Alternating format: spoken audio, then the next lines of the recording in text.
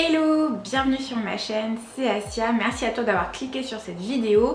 Au cas où tu ne me connaîtrais pas, ici on parle d'un peu de tout et de rien, de développement perso, de lifestyle, pas mal de santé au naturel. Si tu n'es pas encore abonné à ma chaîne, n'hésite pas à le faire, c'est gratuit et ça soutient mon travail. Je te mettrai le lien de tous mes réseaux sociaux en barre d'infos, n'hésite pas à aller les checker si cela t'intéresse. Aujourd'hui, je te retrouve pour une thématique qui touche pas mal de personnes et qui m'a personnellement touchée il y a quelques années. Comme tu l'auras vu dans le titre de la vidéo, il s'agit du sommeil et des insomnies. Alors c'est une vidéo que je voulais faire dès la création de ma chaîne, mais je sais pas pourquoi j'ai attendu autant de temps pour le faire.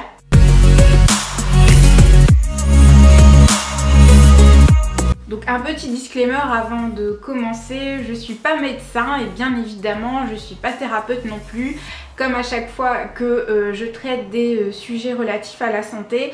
Par contre, j'essaie de valider au maximum mes propos par des preuves scientifiques à l'appui et je suis là pour te faire partager mon expérience parce que j'ai moi-même souffert d'insomnie et je m'étais dit que partager la façon dont j'ai réussi à m'en sortir pouvait être bénéfique à pas mal de personnes. Comme je le disais, il y a quelques années, j'ai souffert d'insomnie chronique, ça a duré facilement 1 an, je pouvais littéralement plus dormir, c'était devenu un véritable enfer. Et ça impacte aussi bien ta vie professionnelle que personnelle. Du coup, si toi-même tu es en train de vivre ça, je t'envoie tout mon courage, je sais à quel point c'est difficile. Et évidemment, l'une des premières choses à laquelle j'ai pensé, c'est de consulter mon médecin qui m'a prescrit des somnifères. Alors attention, je refais un petit disclaimer, je ne dis pas qu'il ne faut pas aller consulter son médecin, je partage juste mon expérience personnelle et de toute façon, un bon médecin te le dira lui-même, les somnifères c'est pas la solution, c'est clairement pas la solution, c'est juste un pansement qu'on met sur la blessure et qui ne résout pas le problème à sa source. Donc on m'a prescrit des somnifères, j'en ai pris une journée et ou plutôt j'en ai pris une nuit et ça a été clairement la pire nuit de toute ma vie, je m'en rappellerai tout le temps. Donc les somnifères c'est clairement pas la solution, je le déconseille personnellement et ton médecin te le déconseillera également, c'est la solution de dernier recours, c'est en tout cas ça a été mon cas. Et c'est pas pour rien que c'est la solution de dernier recours parce que comme tu dois t'en douter, il y a énormément d'effets secondaires associés aux somnifères. Ils peuvent engendrer des phénomènes de dépendance, d'accoutumance comme une drogue pourrait le faire.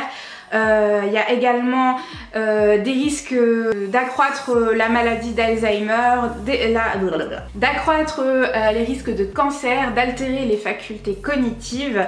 Et ce qu'il faut savoir aussi, c'est que les somnifères les plus courants modifient la structure du sommeil, notamment en diminuant la phase de sommeil lent, qui est la phase où ton corps se régénère et se répare. Ce qui fait que quand tu te réveilles après une nuit passée sous somnifère, ça explique pourquoi tu te sens aussi fatigué, tu as l'impression de ne pas avoir connu un sommeil réparateur. C'est parce que les somnifères modifient totalement la structure de ton sommeil.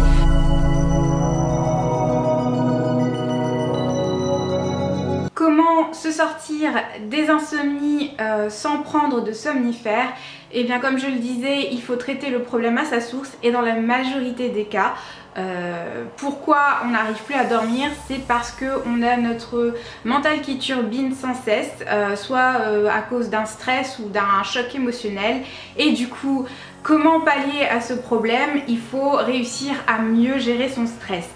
Sache que je ne vais pas m'attarder sur la question, je vais vite fait évoquer tous les moyens possibles pour mieux gérer son stress et comment j'ai réussi à mieux gérer mon stress pour me sortir de mes insomnies. Mais j'ai fait une vidéo détaillée il y a quelques mois où j'explique de façon très détaillée comment apprendre à mieux gérer son stress. Donc là je vais juste résumer de façon rapide ce qu'il y a dans cette vidéo, mais si tu veux plus de détails, je te mettrai le lien de cette vidéo en barre d'infos. Surtout, n'hésite pas à aller la checker parce qu'elle est absolument complémentaire à cette vidéo-ci. Je ne vais pas me répéter pour ne pas faire doublon avec cette vidéo, mais quels sont les paramètres sur lesquels tu peux jouer pour améliorer ton stress et améliorer ton sommeil, la pratique d'une activité physique de façon quotidienne, surtout éviter de faire ça en fin d'après-midi ou en début de soirée parce que le sport c'est connu pour être un excitant et donc ça peut perturber ton sommeil. On préfère la pratique sportive soit le matin soit à midi. On n'oublie pas également le jeûne qui est hyper important pour mieux gérer son stress parce que c'est connu et c'est avéré scientifiquement. Il permet de normaliser la sécrétion de cortisol, de permettre un retour à l'équilibre de cette hormone qui est connue pour être l'hormone du stress. L'exposition au froid est également connue pour améliorer la réponse adaptative de ton corps face au stress. Et enfin, je radote mais j'en parle souvent, la méditation. La méditation est pour moi une clé fondamentale pour mieux gérer son stress et pour améliorer ton sommeil.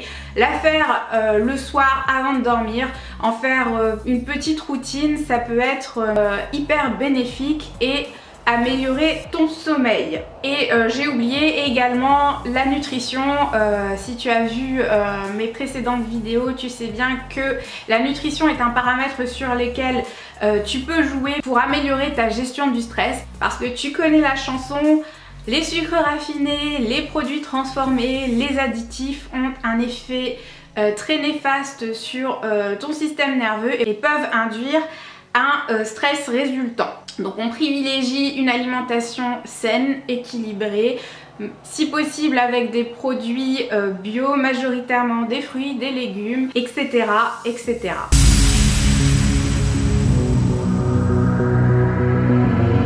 Autre point sur lequel tu peux jouer pour améliorer ton sommeil, c'est ton environnement, notamment ta chambre, le milieu où tu t'endors. Alors ça peut paraître bête, mais ça c'est une chose à laquelle j'avais pas pensé quand je souffrais d'insomnie. Mais il convient de changer ta literie si elle est trop vieille. Moi c'était mon cas, j'avais une literie qui datait de plus de 10 ans voire 15 ans et c'était pas du tout confortable. N'hésite pas à changer ta literie, surtout si elle commence à dater, si elle a plus de 10-15 ans. C'est le moment ou jamais d'investir dans un nouveau matelas, dans de nouveaux oreillers. Ça m'a beaucoup aidé à retrouver le sommeil. Deuxième point, n'hésite pas à le clarifier si c'est le bordel dans ta chambre, s'il y en a partout. Ça peut être une source de stress qui t'empêche de t'endormir parce que faut pas oublier que chaque objet qu'il y a dans ta chambre est un stimuli pour ton cerveau et donc une source potentielle de stress. Donc fais le tri, range, débarrasse-toi du superflu et de l'inutile. Il faut pas oublier que ton environnement influe sur ta façon d'être, sur ton bien-être mental. Encore une fois, ça a été mon cas. Moi, ma chambre, c'était un véritable bordel. Un bordel sans nom, il y en avait partout. Et j'ai fait le tri, je me suis débarrassée du superflu.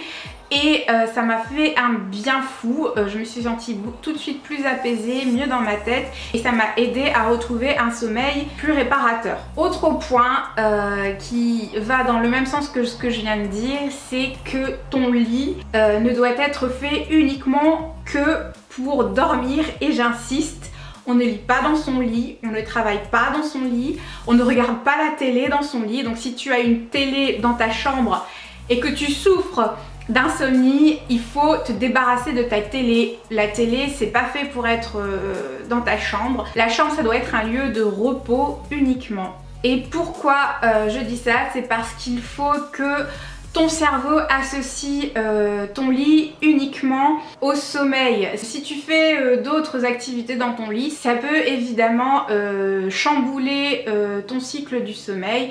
Donc pareil hein, pour le téléphone, on évite au maximum de checker son téléphone quand on est dans son lit. Autre chose qui va un peu dans le même sens que ce que j'ai dit, sur l'environnement dans lequel tu dors, s'il y a des affiches partout dans ta chambre, si y a des couleurs criardes qui te sautent aux yeux et qui voilà, ne sont pas apaisantes, je t'invite également à clarifier et à peut-être réajuster la décoration de ta chambre pour y incorporer des couleurs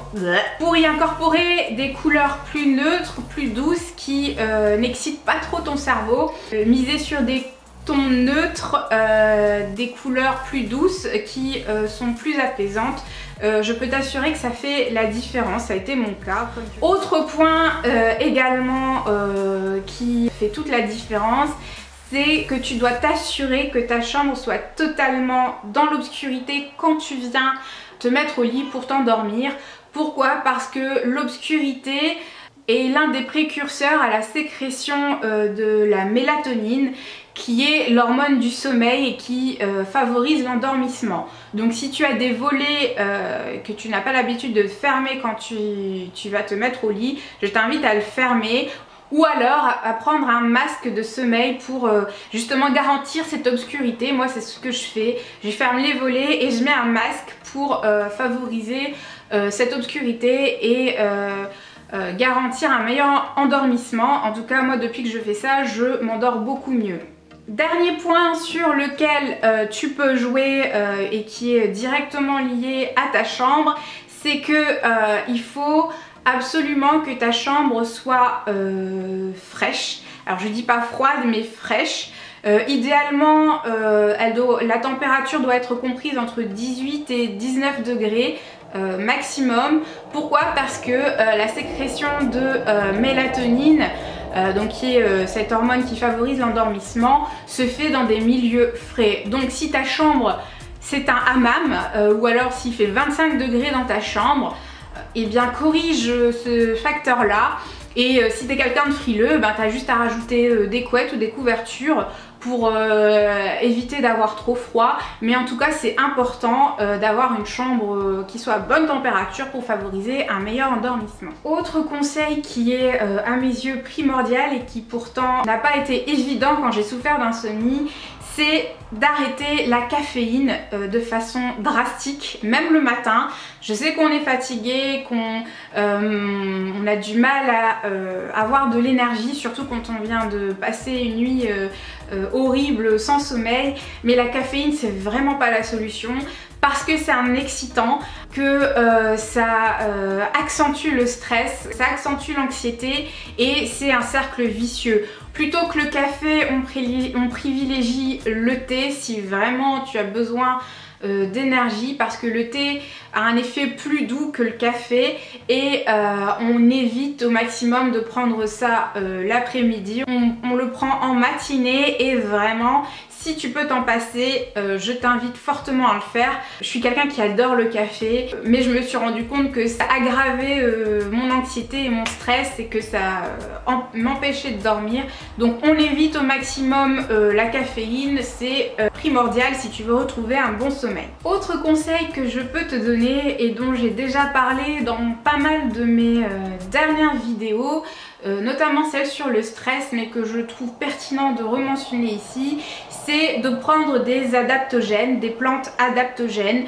Celle dont je parle souvent, c'est la ashwagandha. Si tu ne sais pas ce que sont les plantes adaptogènes, il s'agit de plantes médicinales qui favorisent et améliorent la réponse de ton organisme face au stress. Alors tu peux les prendre sans ordonnance, il n'y a pas besoin d'avoir de prescription médicale pour les prendre. Attention quand même si tu es enceinte, je sais que l'ashwagandha, il faut éviter de le prendre quand on est enceinte.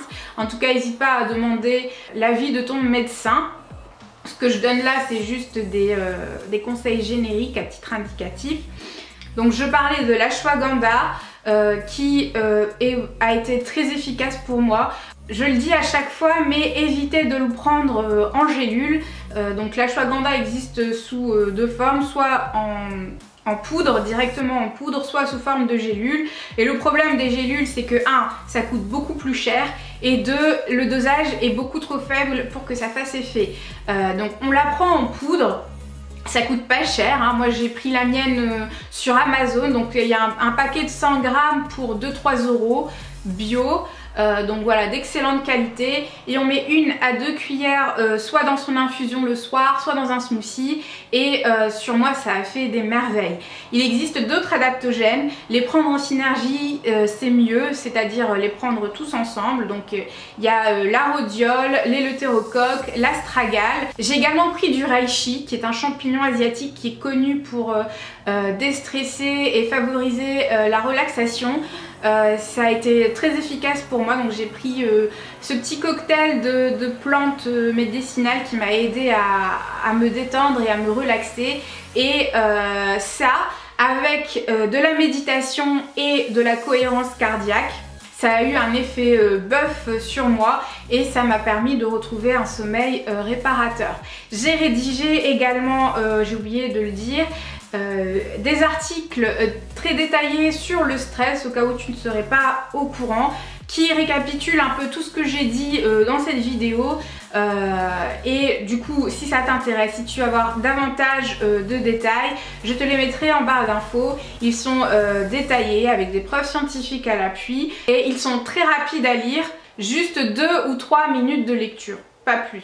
Et enfin, dernier conseil dans cette vidéo, c'est quelque chose qui a été très efficace sur moi et qui l'est sur beaucoup de personnes, c'est écouter des sons binauraux. Si tu ne sais pas ce que c'est que les sons binauraux, il s'agit de sons qui sont émis à différentes fréquences et qui ont un effet hypnotique et qui relaxent et détendent ton cerveau. Ils ont pour effet de relaxer, de diminuer le stress et d'augmenter la sécrétion de mélatonine, cette hormone qui est responsable de l'endormissement.